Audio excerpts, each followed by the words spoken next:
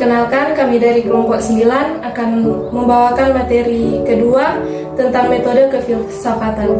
Pertama-tama, sebelum itu, perkenalkan, nama saya Octavia Monica Manopo. Nama saya Injilia Windy Limbat.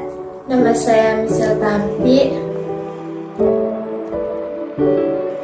Metode kefilsafatan adalah cara bertindak menurut sistem aturan tertentu berdasarkan objek formal yang ditentukan menurut suatu pendapat dan pemikiran khas untuk berfilsafat.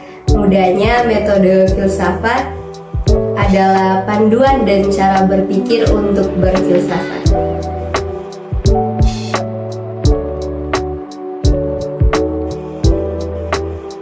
Metode berpikir filsafat adalah sikap yang senantiasa mempertanyakan suatu atau berdialog, mempunyai rasa ingin tahu yang tinggi, membedakan, membersihkan, menyisihkan, dan menolak hingga pada akhirnya menemukan hakikat.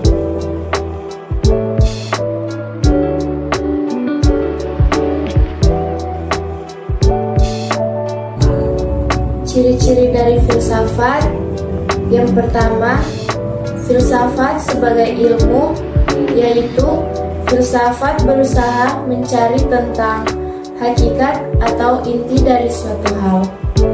Filsafat sebagai cara berpikir, yaitu cara berpikir yang sangat mendalam, sehingga akan sampai pada hakikat sesuatu. Yang ketiga, ada filsafat sebagai pandangan hidup, yaitu bahwa filsafat pada hakikatnya bersumber pada hakikat kodrat dari diri manusia, yaitu sebagai makhluk individu, makhluk sosial, dan makhluk Tuhan. Sebagai pandangan hidup, filsafat dapat disajikan dasar setiap tindakan dan tingkah laku dalam kehidupan sehari-hari. Yang pertama ada metode kritis. Metode ini dikembangkan oleh Socrates dan Plato. Metode kritis bersifat analisis istilah dan pendapat serta menjelaskan keyakinan dan memperlihatkan pertentangan dengan cara bertanya, berdialog, membedakan, membersihkan, menyisihkan, dan menolak sehingga akhirnya didapatkan hakikatnya. Yang kedua yaitu metode intuitif yang dikembangkan oleh Plotinus dan Bergson. Metode ini menggunakan cara intuitif dan pemakaian simbol-simbol untuk melaksanakan pembersihan intelektual dengan penyucian moral sehingga tercapai suatu pemikiran yang jernih. Yang ketiga, ada metode skolastik yang dikembangkan oleh Aristoteles dan Thomas Aquinas. Metode ini memecahkan suatu persoalan dengan analisis dan pengambilan kesimpulan dari prinsip-prinsip umum lalu diimplementasikan ke hal-hal atau prinsip-prinsip khusus. Metode ini bertitik tolak dari definisi dan prinsip yang jelas, lalu dilakukan penarikan kesimpulan. Selanjutnya akan dilanjutkan oleh teman saya. Yang keempat, yaitu metode matematis. Penemuan ini ditemukan dengan cara melakukan empiris rasional atau mencari hal nyata yang telah dialami oleh seseorang. Metode ini mengintegrasikan segala kelebihan logika, analisa, geometris, dan aljabar serta menghindari kelemahannya. Di dalam sejarahnya, metode ini banyak digunakan oleh Descartes dan para pengikutnya. Metode ini dimulai dengan analisa terhadap hal-hal yang bersifat kompleks berdasarkan intuisi mengenai hakikat-hakikat sederhana. Kemudian dari hakikat-hakikat ini didedukasikan secara matematis dengan segala pengertian lainnya. Yang kelima, metode empiris eksperimental.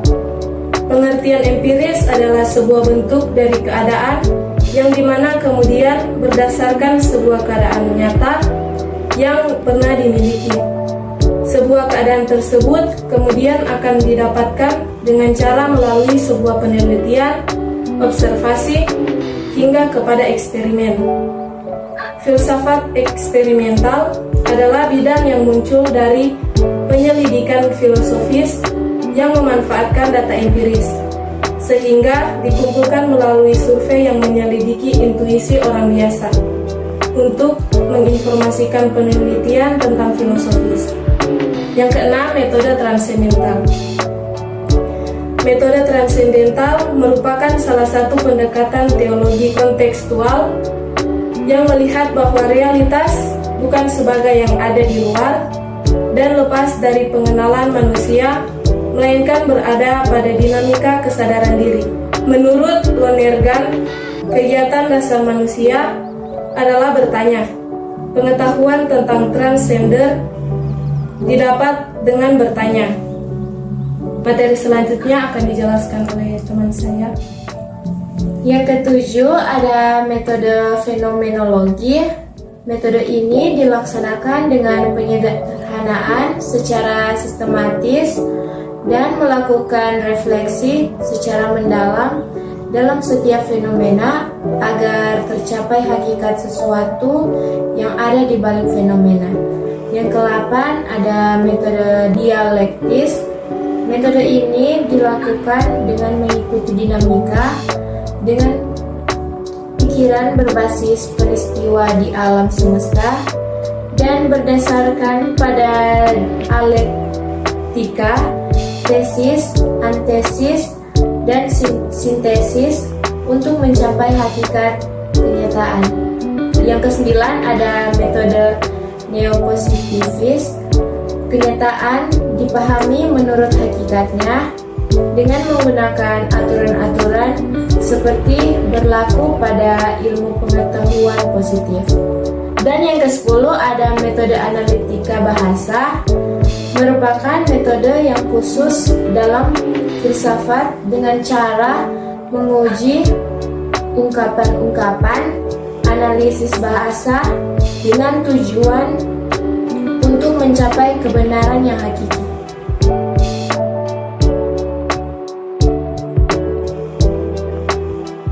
Yang pertama itu untuk membiasakan diri untuk bersikap kritis. Yang kedua itu membiasakan diri untuk bersikap logis atau rasional dan memiliki opini dan berargumentasi.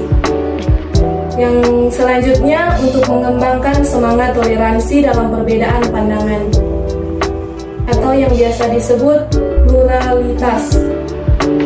Dan selanjutnya untuk mengajarkan cara berpikir yang cermat dan tidak kenal lelah.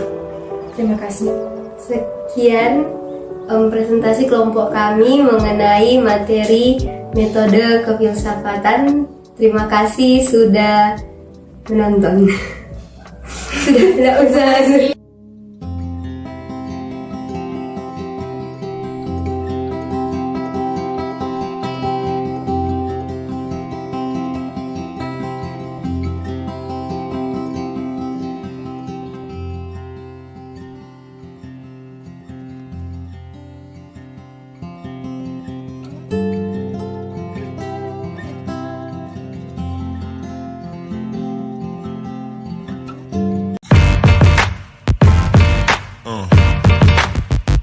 Iya, ini DB pengertian. DB pengertian. Oh, langsung bilang akan apa Teng? Allah astaga. Sudah peles kok. Alekit. Pengetahuan tentang yang transgender. I'm gay. Hentikan nih. Okay. Ketujuh ada metode fenomen dilaksanakan dengan Izinkan kami memperkenalkan diri. Perkenalkan, nama saya Octavia Monica Manopo.